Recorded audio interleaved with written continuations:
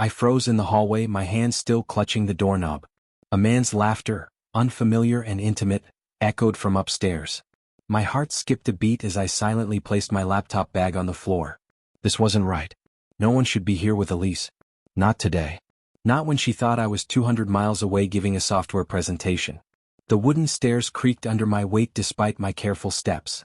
15 years in this house, and I'd never bothered to memorize which floorboards would betray me. The voices grew clearer as I ascended, hushed tones punctuated by occasional bursts of laughter. My wife's voice carried that musical quality it had when she was truly enjoying herself, a tone I hadn't heard directed at me in months. I reached the landing and moved like a ghost toward Elise's home office. The door stood slightly ajar, a sliver of light spilling into the darkened hallway. I pressed my back against the wall and inched closer.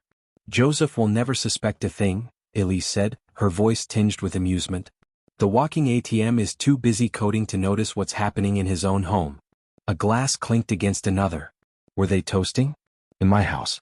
"What about the kids?" a male voice asked. "They're old enough to choose. Caspian will absolutely love Rio." Rio? Brazil? My mind raced to process this new information as I leaned closer to the gap. Through the narrow opening I could see Elise, her blonde hair cascading down her shoulders, sitting on the edge of her desk. A man stood before her, tall, tanned, with an easy confidence that radiated even from profile. His hand rested casually on her thigh. "Once the divorce papers are served, I'll sell my company shares," Elise continued. "The spineless computer genius won't know what hit him." The man, Robert she called him, laughed again. "To new beginnings and Brazilian sunsets." I should have burst through that door. I should have confronted them, demanded explanations, thrown him out. That's what anyone would expect. That's what would happen in movies. Instead, I carefully backed away, one silent step at a time. My brain, wired for systems analysis and algorithmic thinking, had already switched to diagnostic mode. This wasn't a moment for emotional outbursts. This was a security breach requiring methodical investigation. I retrieved my laptop bag from downstairs and slipped out the front door as silently as I had entered. No dramatic confrontation. No shouting match. Just a ghost in the system, observing without being observed, exactly what I'd been trained to do as a software architect. Back in my hotel room, I sat cross-legged on the bed, the glow of my laptop screen highlighting the growing spreadsheet before me. I'd started mapping our 15-year marriage like a complex algorithm, breaking it down into logical blocks and decision trees. Column 1, suspected timeline of affair. Column 2, observed behavioral changes in Elise. Column 3, financial anomalies. Column 4, children's behavior patterns. The children. Alina and Caspian. My stomach twisted into knots thinking about them. Would they choose Brazil? Would they choose him? I paused my typing, staring at the blinking cursor. For the first time, I remembered Elise's unexplained business trips, her recent password changes on all devices, the way she'd begun taking private calls in the garden. The signs had been there all along, but I'd been too consumed with the Nexus Technologies security protocol launch to notice. When had I become this spineless computer genius? The walking ATM? I traced our relationship backward through time, searching for the inflection point where admiration had turned to contempt. My phone buzzed with a text from Mike, my only true friend since college. Presentation canceled? Drinks? I stared at the message, weighing my options. Mike was ex-police, now a private investigator. If anyone could help me navigate this, it would be him. Meet me at the analog. Need your expertise. I saved my spreadsheet with a file name no one would think to open. Legacy Code Deprecation Schedule Q4. Then I closed my laptop and stood, catching my reflection in the hotel mirror. The man staring back looked exactly the same as this morning, dark-rimmed glasses, slightly disheveled brown hair, a face more accustomed to frowning in concentration than expressing emotion. But something fundamental had shifted beneath the surface. I straightened my shoulders and adjusted my glasses. If Elise wanted to play this game, she'd soon discover I wasn't quite as spineless as she believed.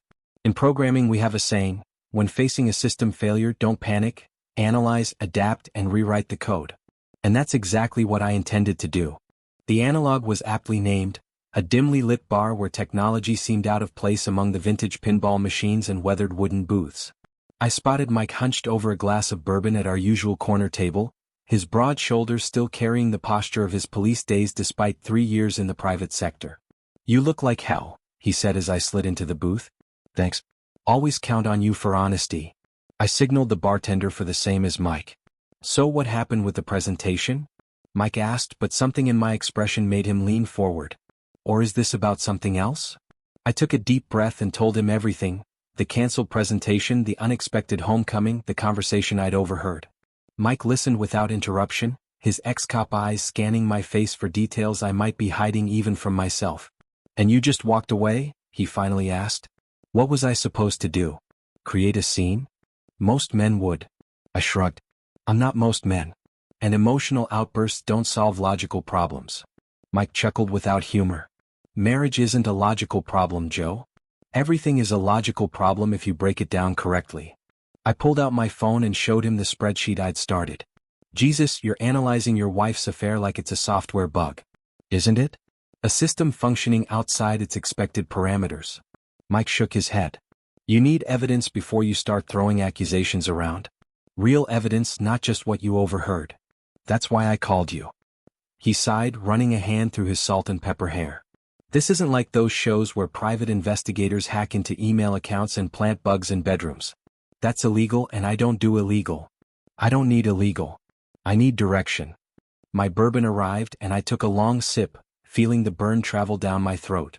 Start with the basics, Mike advised. Bank statements, phone records, social media. But Joe, think this through. Are you sure you want to go down this rabbit hole? I need to protect my children. His eyes softened. Of course. But promise me you won't do anything stupid. No confrontations until you have solid evidence and a good lawyer. Back at the hotel, I began my investigation. My programming skills were useful, but I quickly realized how limited my knowledge of digital forensics really was. I couldn't legally access Elisa's private accounts, but our shared family computer was a different story. I remotely accessed our home network, a security feature I'd installed years ago in case of emergencies. The browser history revealed searches for international schools in Rio, real estate websites, and visa requirements for Brazil. Nothing concretely incriminating, but pieces of a disturbing puzzle. On a hunch, I searched Instagram for variations of Rio Queen, and found an account that made my blood run cold. The photos never showed Elisa's face clearly, but I recognized our bedroom curtains in the background of one image, the distinctive pattern of her favorite bracelet in another. The caption spoke of new beginnings and freedom calling. The financial trail proved more challenging. I had access to our joint accounts, but Elise maintained separate personal accounts I couldn't legally examine. The joint accounts showed nothing suspicious, yet another sign of careful planning on her part. 2 days later, as scheduled, I returned from my business trip. I walked through the front door with practiced casualness, calling out Elisa's name as if nothing had changed. In the kitchen, she responded. She stood at the counter chopping vegetables, her movements precise and controlled. Did she always stand so stiffly around me? How was the presentation? She asked without looking up. Technical audience. They asked good questions. The lie came easily. Where are the kids? Alina's at coding club. Caspian has soccer practice. How long until dinner? I observed her closely, searching for signs of the woman who had laughed with Robert, who had called me spineless. All I saw was the carefully maintained facade of 15 years. I'm going to shower, I said, heading upstairs. In our bedroom, I noted subtle changes with new awareness. Her nightstand drawer slightly ajar, a different perfume bottle on the dresser, the closet organization shifted. My programmer's eye for detail now cataloged domestic anomalies instead of code inconsistencies. My phone buzzed with a text from Mike. Found info on Robert Cole. Meet tomorrow. Don't do anything yet. That night, lying beside Elise in bed, I felt the vast distance between us. Had it always been there? Had I been so absorbed in my work that I'd failed to notice the growing chasm? She turned away from me in her sleep, and I stared at the ceiling, planning my next moves. This wasn't just about preserving my dignity or even my marriage anymore. This was about my children, about the life we built, about justice. In programming, we follow a simple principle: garbage in, garbage out. If Elise had been feeding our relationship garbage for years, it was no wonder the output had failed. But unlike code, human relationships couldn't simply be debugged and recompiled. Sometimes the only solution was to write an entirely new program. The cafe Mike chose was bustling with morning commuters, providing the perfect cover of anonymity and noise. He arrived with a manila folder tucked under his arm, an almost comically old-school approach in our digital age. Robert Cole, Mike said without preamble, sliding into the seat across from me. 42, divorced twice, works as a financial consultant. Criminal record? I asked, wrapping my hands around my coffee mug to stop them from shaking. Nothing serious. Some financial irregularities 5 years ago, but the charges were dropped. Mike pushed the folder toward me. But Joe, listen to me. This might not be what you think. I flipped through the documents, financial reports, social media profiles, employment history. What do you mean? Human relationships are complicated. Maybe this is just a fling. Maybe they're not planning to run off to Brazil. Maybe. I heard them, Mike. My voice remained level despite the storm inside me. I heard their plans. He sighed. All I'm saying is collect evidence but prepare yourself for any outcome. I nodded, but my mind was already elsewhere, fixated on something I'd spotted in Robert's profile. Brazilian heritage on his mother's side. A convenient connection for someone planning to relocate there. At home that evening, I found myself studying my children with new eyes. Alina hunched over her laptop, her dark hair falling across her face as she typed furiously on her coding project. Caspian sprawled on the living room floor, building elaborate structures with his Lego set, his tongue poking out in concentration. The same expression I made when debugging complex code. But as I watched them, doubt crept in like a virus. Alina's olive complexion, so unlike my pale skin. Caspian's perfect nose, nothing like my slightly crooked one after a childhood baseball incident. Where was the chin dimple that had marked every male in my family for generations? I shook my head, disgusted with myself. This emotional turmoil was making me irrational. I needed facts, not paranoid speculation. Dad. Alina looked up, catching my stare. Are you okay? Just admiring your focus, I said with a forced smile. What are you working on? Python script for text analysis. She tilted her screen toward me. It identifies emotional patterns in literature. I moved closer, examining her code. Smart approach. But your loop efficiency could be improved. For the next hour we worked side by side, refining her algorithm. It felt normal, comfortable, the one relationship in my life untainted by suspicion. Later that night, I noticed Elise watching me more carefully than usual, her eyes tracking my movements across the kitchen. You seem different, she said as I loaded the dishwasher. Distant. I arranged the plates in perfect geometric order. Just thinking about the Maxwell contract. Deadline pressure. You've handled bigger projects before. True. But this one's important. She stepped closer, resting a hand on my arm. You would tell me if something was wrong, wouldn't you? I met her gaze, searching for sincerity. Was this genuine concern, or was she probing for information? Had she noticed my remote access to our home computer? Did she suspect that I knew? Of course, I lied, matching her performance with one of my own. The next day, I took a half-day from work and met with 3 different divorce attorneys. Each consultation revealed how woefully unprepared I was for the legal labyrinth ahead. Without proof of adultery, this becomes a no-fault divorce in our state, explained Sandra Kelsey, a sharp-eyed attorney with 20 years of experience. And even with proof, it often makes little difference in the financial settlement. What about the children? I asked. Courts favor joint custody unless there are compelling reasons not to. Your work schedule might be scrutinized. How many hours do you typically work? I swallowed hard. 50 to 60. Sometimes more. She made a note. And who handles most of the childcare responsibilities? The question hit like a punch to the gut. While I attended parent-teacher conferences and helped with homework, Elise managed the day-to-day logistics.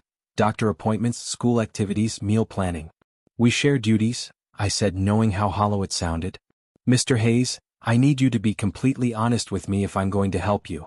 I nodded, recalibrating. Elise handles more of the routine care. I've been more focused on providing financial stability. That's common, she said without judgment. But it's something we'll need to address in your parenting plan. By the 4th attorney, I had a clearer picture of the battlefield ahead. This wouldn't be a clean, logical process like debugging code. This would be messy, emotional, and potentially devastating, especially for the children.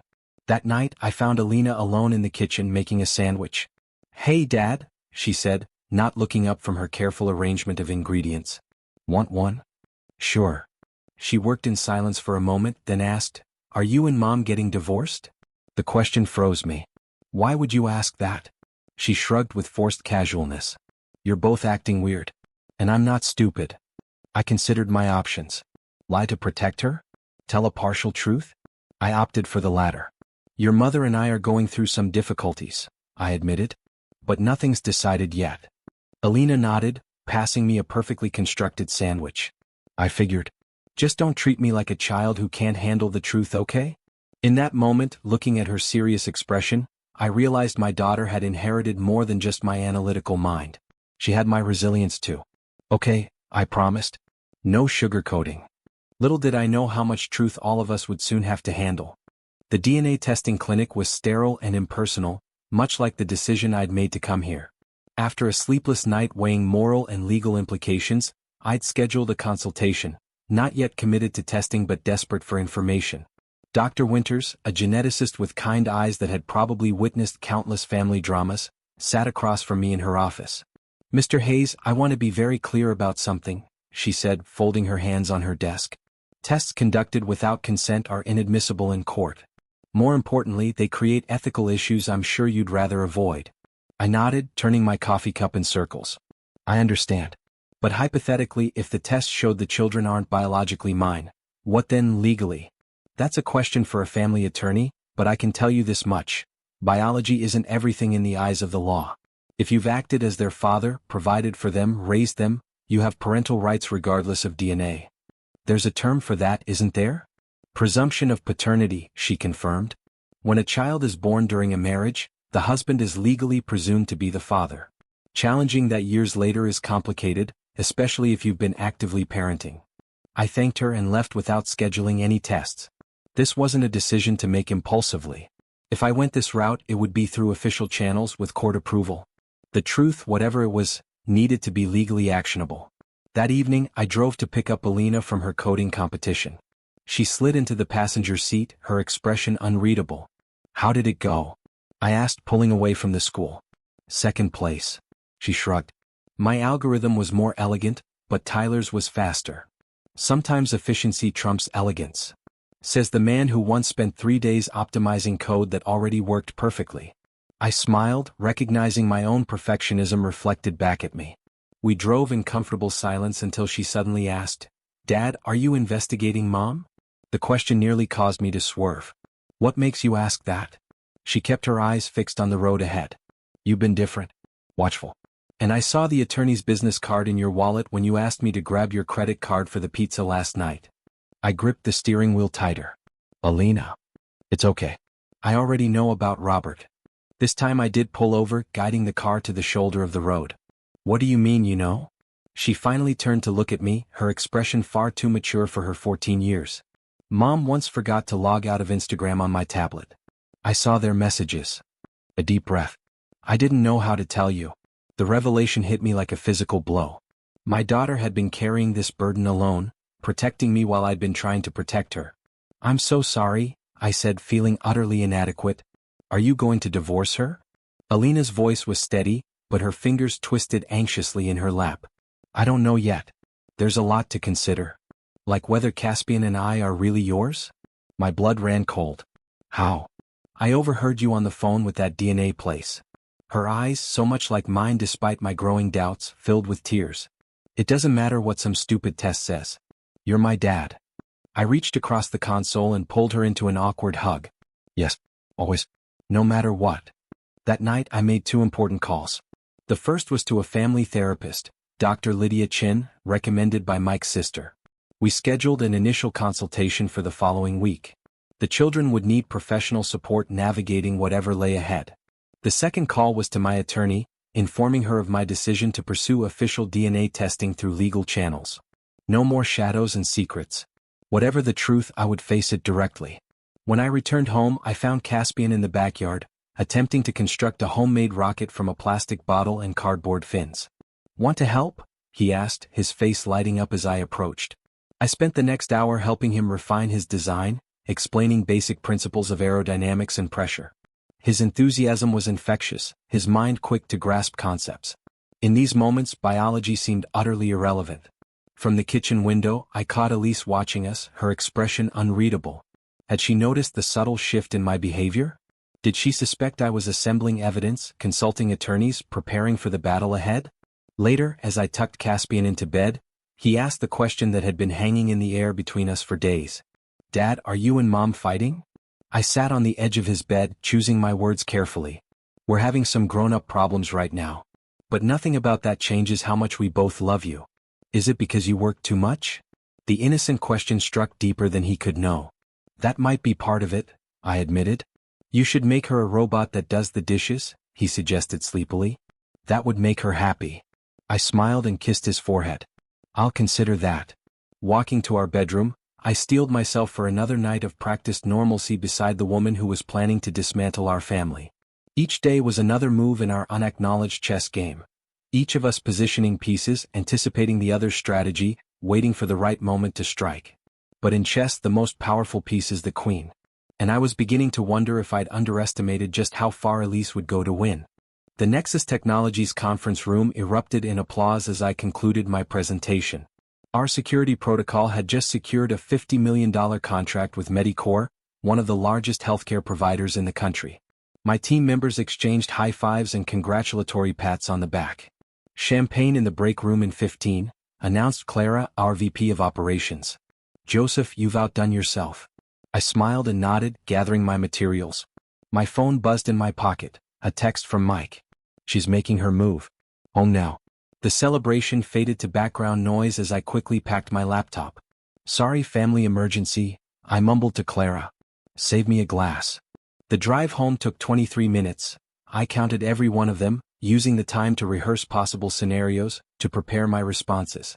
No emotional outbursts. No accusations. Just calm, measured reactions backed by the evidence I'd been methodically gathering. Elise was waiting in the living room, a folder on the coffee table before her. Her hair was perfectly styled, her outfit carefully chosen, armor for the battle ahead. Joseph, she said, her voice steady. We need to talk. I set my laptop bag down slowly. About? I think you know. She pushed the folder toward me. I've filed for divorce. Despite knowing this was coming, the physical presence of those papers, legal documents designed to dismantle 15 years of shared life, sent a cold wave through me. I see, I said, not touching the folder. Why now? Her rehearsed speech faltered slightly at my calm response. We've been growing apart for years. You know that. Your work consumes you. I need more. Like Robert. Like Brazil. Like whatever life she'd been planning behind my back. I'd like some time to review these, I said, gesturing to the papers. Of course. She crossed her legs, watching me carefully. Take all the time you need. My attorney suggested mediation first to keep things amicable. For the children's sake, I added. Exactly. I finally picked up the folder, scanning the first few pages. The familiar analytical part of my brain noted her attorney's name, Veronica Tate, known for aggressive tactics despite the mediation suggestion, and the date of filing, strategically timed to coincide with my company's biggest success. I'll have my attorney review these, I said. Her eyebrows rose. You already have an attorney? I met her gaze steadily. I believe in being prepared, Elise. You know that about me. The slight widening of her eyes told me everything. She'd expected shock, anger, perhaps begging. My composed response had disrupted her script.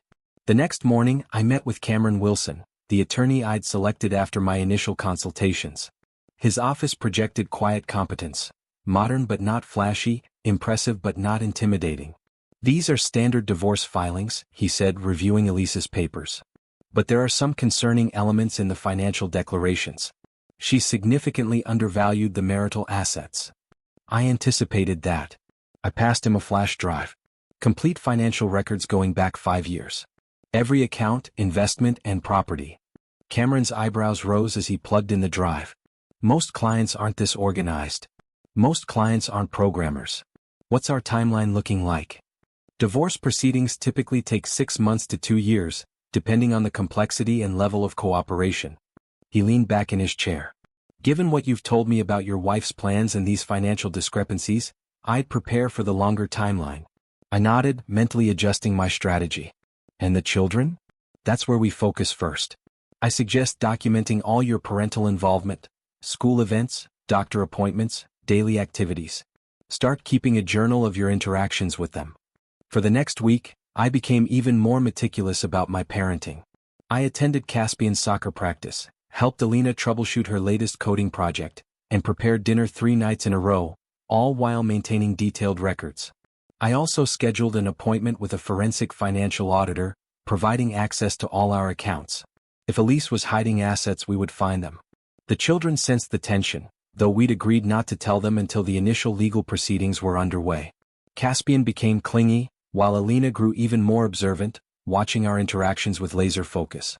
When Elise returned from a shopping trip, one afternoon, her phone revealing she'd actually been meeting Robert, I suggested mediation with an innocence that made her eyes narrow. For the children, I said, echoing her earlier sentiment, we should try to keep this civil. She hesitated, then nodded. I'll have Veronica set it up. Later that night, as I worked in my home office, the forensic auditor called. Mr. Hayes, we found some irregularities. 3 large transfers to a personal account in your wife's name over the past year. The most recent was 2 weeks ago. Total amount? Just over $200,000. I thanked him and ended the call, adding this information to my growing case file. Each piece of evidence was another reinforcement to my position, another move on the chessboard. The next day I received a call from Mike. Joe, I've got something you need to see.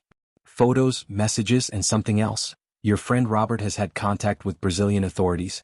Not an arrest warrant, but it looks like they're investigating some financial irregularities from his past. Send it all to Cameron, I said. And Mike? Thank you. As I hung up, I noticed Elise watching me from the doorway, her expression guarded. Everything okay? She asked. I smiled, the calm before the storm. Just preparing for our future. Isn't that what we're both doing? The mediation office reminded me of a high-end therapy practice. Neutral tones, comfortable furniture, and carefully selected artwork meant to calm heightened emotions. A place designed to make people feel reasonable when their lives were falling apart. Elise arrived with her attorney, Veronica Tate, a sharp-featured woman with predatory eyes and a designer suit that probably cost more than my monthly mortgage payment. My own attorney, Cameron, gave them a professional nod as we all settled around the polished conference table. The mediator, Dr. Palmer, explained the process with practiced neutrality. This is a conversation, not a courtroom. We're here to find common ground, particularly regarding the children. My client is seeking primary physical custody, Veronica stated immediately. Mr. Hayes's work schedule makes him an inconsistent presence at best. I remained expressionless, though the accusation stung. Cameron placed a hand on my arm, a silent reminder of our strategy. Before we discuss custody arrangements, Cameron said smoothly, perhaps we should establish the current involvement of both parents. He slid a bound document across the table. This is a comprehensive record of my client's parental activities over the past 3 years. School events, doctor appointments, homework assistance, extracurricular support. Veronica barely glanced at it. Anyone can attend performances and games. Day-to-day care is what matters. If you'll turn to page 12, Cameron continued unperturbed, you'll find a breakdown of daily responsibilities, including a letter from Ms. Nguyen, Caspian's teacher, noting Mr. Hayes's consistent involvement in his academic development. Elise shifted uncomfortably. This wasn't the narrative she'd expected. Mr. Hayes works 50 to 60 hours weekly, Veronica countered. Mrs. Hayes has been the primary caregiver since the children were born. That's partially correct. I finally spoke, my voice calm. But you'll note from my calendar that I've arranged my schedule to maximize time with my children. I may work long hours, but I'm present for breakfast every morning and dinner 4 nights a week. I read to Caspian before bed and help Alina with her coding projects. Elise's eyes narrowed. Since when do you track your parenting so precisely? I'm a systems architect, Elise. I document everything. Dr. Palmer cleared his throat. Perhaps we can focus on what arrangement would best serve the children moving forward. My client proposes a temporary joint custody arrangement, Cameron stated. Equal time with both parents while the divorce proceedings continue. My client would prefer primary custody with liberal visitation for Mr. Hayes, Veronica countered.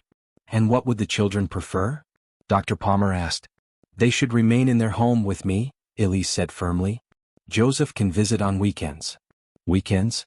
I repeated, allowing a hint of emotion to color my voice. You'd reduce me to a weekend father after 15 years? You've been a weekend father for most of their lives, Elise snapped. Always working, always distracted. Is that really how you see me? I asked quietly. Because our children might disagree. The mediation continued for 3 hours, with little resolution beyond an agreement to involve a child psychologist to evaluate what arrangement would best serve Alina and Caspian. As we left, Elise caught up to me in the parking lot. Joseph, wait. I turned, maintaining a careful distance. This doesn't have to be so adversarial, she said. We can work this out reasonably. Like you worked out your plans with Robert reasonably? I asked. Her face paled. What are you talking about? Please, Elise. Let's not insult each other's intelligence. I know about Robert. I know about Brazil. I know about the $200,000 you've moved to your personal account. Her shock quickly transformed into calculation. You've been spying on me? I've been protecting myself and our children. I checked my watch. Speaking of whom, I need to pick up Caspian from soccer practice. The next morning, I received an urgent call from Cameron. The financial audit flagged significant irregularities, he explained. Your wife has been transferring company assets to personal accounts for months. The judge has agreed to freeze the accounts pending investigation. The news sent a surge of vindication through me, quickly followed by concern. What does this mean for the custody arrangement? Judges don't look kindly on financial misconduct during divorce proceedings. It strengthens our position significantly. That afternoon, my phone rang with an unfamiliar number. Is this Joseph Hayes? A heavily accented voice asked. Yes. Who's calling? Detective Paulo Mendez, São Paulo Financial Crimes Unit. I'm trying to reach Robert Cole regarding an ongoing investigation. I understand you may have information on his whereabouts. I carefully explained my limited knowledge of Robert, omitting my personal connection to the situation. We've been investigating Mr. Cole for some time, the detective continued. His former business partner in Brazil has made serious allegations about misappropriated funds. After the call, I immediately contacted Cameron to brief him on this development. The international dimension added a new layer of complexity and leverage. That evening, as I helped Alina with her AP Computer Science homework, my phone buzzed with a text from Elise. We need to talk. Without lawyers. I studied the message, weighing my options. Direct communication could be risky without legal buffers, but it might reveal more of her strategy. Tomorrow. Coffee shop on Maple. 10 a.m. Later, as I tucked Caspian into bed, he asked the question I'd been dreading. Dad, are you and Mom getting a divorce? I sat on the edge of his bed, choosing my words carefully. Yes, buddy. We are. His small face crumpled. Is it because of me? No, I said firmly, pulling him into a hug. Never think that. Sometimes adults just can't solve their problems, even when they try very hard. Will you still be my dad? The question pierced my heart with unexpected force. Always. Nothing will ever change that. Not ever. As I held my son, biological or not, I realized the battle ahead wasn't just about justice or revenge. It was about preserving what truly mattered in the wreckage of betrayal. Time warped strangely during the divorce proceedings. Days crawled by with agonizing slowness, yet months seemed to vanish in a blur of legal documents, court appearances, and awkward custody exchanges. 4 months had passed since Elise served the papers, and our lives had settled into an uneasy rhythm dictated by lawyers and court schedules. I maintained my focus on 2 priorities, my work at Nexus and my children. The company had become my sanctuary, a place where problems had logical solutions and systems behaved according to predictable rules. My team had noticed the change in me, a new intensity, a sharper edge, but attributed it to the pressure of our expanding client base. At home, or rather, in the rented townhouse where I now spend half my time with the children, I created a space of stability amid the chaos. The temporary custody arrangement gave us equal time, alternating weeks in an arrangement that left everyone disoriented. I hate this, Alina declared one evening, sprawled across the couch with her laptop. Living out of suitcases, bouncing between houses like some kind of custody ping-pong ball.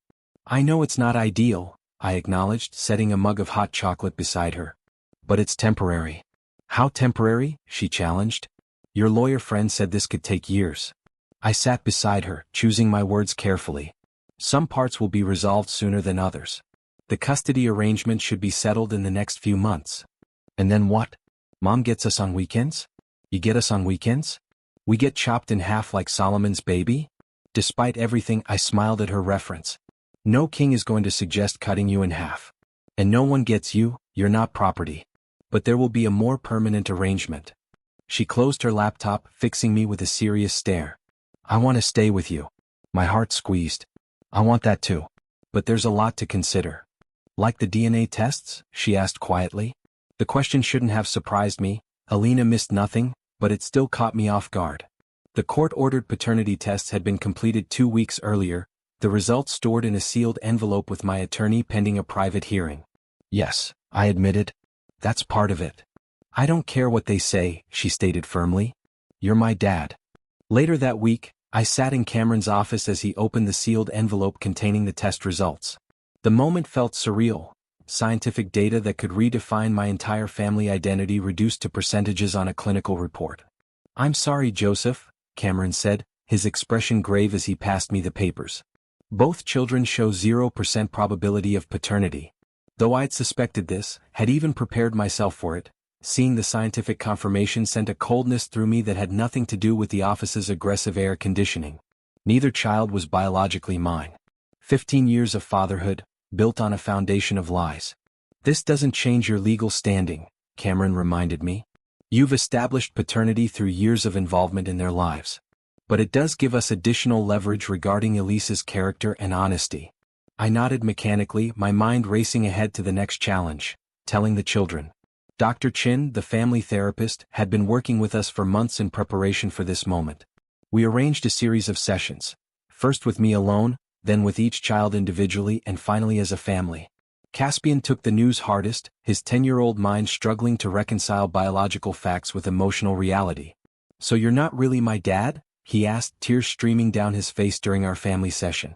I am your dad, I said firmly. In every way that matters. Biology is just science. Family is about love and care and being there for each other. He refused to speak to either of us afterward, retreating into a shell of anger and confusion that even his favorite video games couldn't penetrate. Alina, true to form, processed the information with outward calm, though I noticed her coding sessions growing longer and more intense. Her way of creating order from emotional chaos. I always wondered why I don't have your chin dimple, she said one evening as we worked side by side on her robotics project. Genetics finally makes sense. Elise faced her own reckoning as the financial investigation deepened. The court froze additional accounts when evidence emerged of systematic asset hiding. Her attorney looked increasingly uncomfortable during hearings as judges made little effort to hide their disapproval of her client's financial maneuvering. One rainy Tuesday, I arrived at work to find a package on my desk. A legal brief from a Brazilian court requesting information about Robert Cole's business dealings in the United States. I forwarded it to Cameron immediately. This complicates things for them, he noted during our call. International legal entanglements tend to move slowly but hit hard. If he's being investigated in Brazil, their plans to relocate may be compromised. The weeks blurred together in a procession of depositions, financial disclosures, and therapy sessions. I maintained my outward composure, channeling all my programming discipline into creating a system for this new life, color-coded calendars for custody exchanges, organized files for legal proceedings, structured routines for the children. But at night, alone in my rented townhouse during Elise's custody weeks, I allowed myself to feel the full weight of the betrayal. 15 years. 2 children who weren't biologically mine. A life built on fundamental deception. In those solitary moments, I understood that no legal victory could truly repair what had been broken. Justice might be possible, but restoration of what was lost never would be. I was coding a different life now, with fragments of the old and uncertain parameters for the new. 8 months into the divorce proceedings, we gathered for a second round of mediation. The conference room was the same, but everything else had shifted: power dynamics, legal positions, and most notably Elise's demeanor. Gone was the confident woman who had served me divorce papers on the day of my greatest professional triumph. In her place sat someone more cautious, her designer outfit replaced by something more subdued. Cameron had briefed me thoroughly before the meeting. Her position has weakened considerably. The financial misconduct findings have damaged her credibility with the court. And Robert's legal troubles have apparently escalated. Veronica Tate still projected aggressive confidence, but I noticed the slight tension in her posture as we settled around the table. Dr. Palmer, the mediator, reviewed the developments since our last session. I understand there have been significant changes in circumstances, he began diplomatically, and I've received reports from Dr. Chen regarding the children's adjustment to the current arrangement. My client wishes to propose a modified custody agreement, Veronica stated, sliding a document across the table. Cameron and I reviewed it together. The proposal still positioned Elise as primary custodian but offered me more generous visitation than before. It was a concession but far from what I wanted. This is inadequate, Cameron replied. Given recent revelations about Mrs. Hayes's financial improprieties and the paternity situation, my client is seeking primary physical custody with Mrs. Hayes having visitation rights. Elise flinched at the mention of paternity, but Veronica's expression remained impassive. The DNA results are irrelevant, she countered. Mr. Hayes has functioned as the children's father for their entire lives. That doesn't suddenly give him superior rights to custody. No, Cameron agreed, but it does raise questions about Mrs. Hayes's honesty and judgment, factors that are very relevant to custody decisions. The negotiation continued for hours, each side advancing and retreating on various points. Through it all, I maintained the calm, analytical demeanor that had become my armor, even as we discussed the most intimate aspects of our family life as if they were contract terms. During a break, Elise approached me in the hallway. "Joseph," she said, her voice lower than usual, "we need to find a reasonable solution. That's why we're here. Robert is." She hesitated. "The situation with Brazil has become complicated. My plans have changed." I studied her face, seeing the calculation behind her words. Without Robert and the Brazilian escape route, she needed a new strategy. "What happened to the spineless computer genius?" I asked quietly. "To the walking ATM?" Her eyes widened. "What are you talking about?" "I heard you, Elise. That day in your office with Robert. I came home early. I heard everything." The color drained from her face. "Joseph, save it for the judge." A week later, we appeared before Judge Elizabeth Harmon, a formidable woman with 30 years of family court experience. The hearing room felt oppressively formal after months of mediation sessions. Judge Harmon reviewed our case with piercing attention to detail, occasionally asking questions that revealed her thorough understanding of the complexities involved. "I've reviewed the psychological assessments of the children," she noted, "as well as the financial investigations. This is not a simple case." She addressed us directly. "Neither of your proposed solutions fully serves the best interests of your children. Mrs. Hayes, your financial conduct during these proceedings concerns me deeply. Mr. Hayes, while your involvement with your children is commendable, your work schedule does present practical challenges for primary custody." The judge's ruling came as a compromise that left everyone partially dissatisfied, the hallmark of a truly balanced decision. Temporary primary physical custody would go to me, with Elise having extensive visitation rights. The marital home would be sold, with proceeds divided according to a formula that accounted for Elise's financial misconduct. The prenuptial agreement would be partially enforced, with modifications due to the extraordinary circumstances. Most importantly, the children would have input into the final arrangement, guided by continued sessions with Dr. Chen. As we left the courthouse, I felt hollow victory rather than triumph. The legal battle had been necessary but had extracted a heavy toll from everyone involved. That evening, I sat down with Alina and Caspian to explain the judge's decision in age-appropriate terms. "So we'll stay with Dad most of the time?" Alina clarified. "For now," I explained. "The judge wants to know what you both want too." Caspian frowned. "Do I have to choose?" "Not right away," I assured him. "Dr. Chen will help us figure it all out." "I already know," Alina stated firmly. "I want to stay with Dad." Caspian looked torn, his young face creased with the burden of an impossible choice. "I don't know yet." I pulled them both into a hug. "That's okay. And whatever you decide, remember this, blood is just liquid. Real family is built on love and commitment, not biology." Later that night, as I walked through the house that would soon be sold, the home where I'd watched first steps, celebrated birthdays, and built a life on what I now knew was quicksand, I realized that no arrangement, no judgment, no division of assets could truly resolve what had been broken. The only path forward was to build something new from the fragments, something more honest than what came before. 1 year after Elise had served me with divorce papers, I stood in the backyard of my new home, a modern 4-bedroom house with a sprawling yard and a dedicated office space for my work.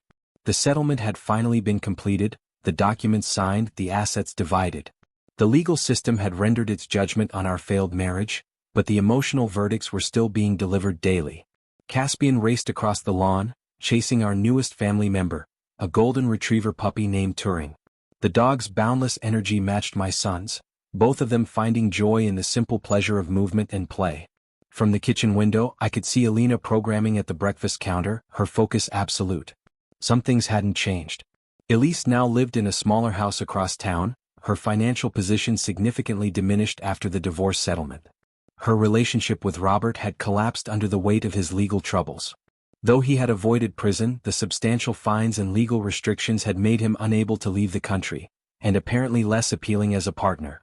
The custody arrangement had evolved over months of therapy and court evaluations. Alina lived primarily with me, visiting her mother every other weekend. Caspian had initially chosen a more balanced arrangement, splitting his time evenly between us, his loyalties too divided to make a clearer choice. I had restructured my work life, delegating more responsibilities at Nexus and establishing firm boundaries around my time. The company continued to thrive, but it no longer consumed me.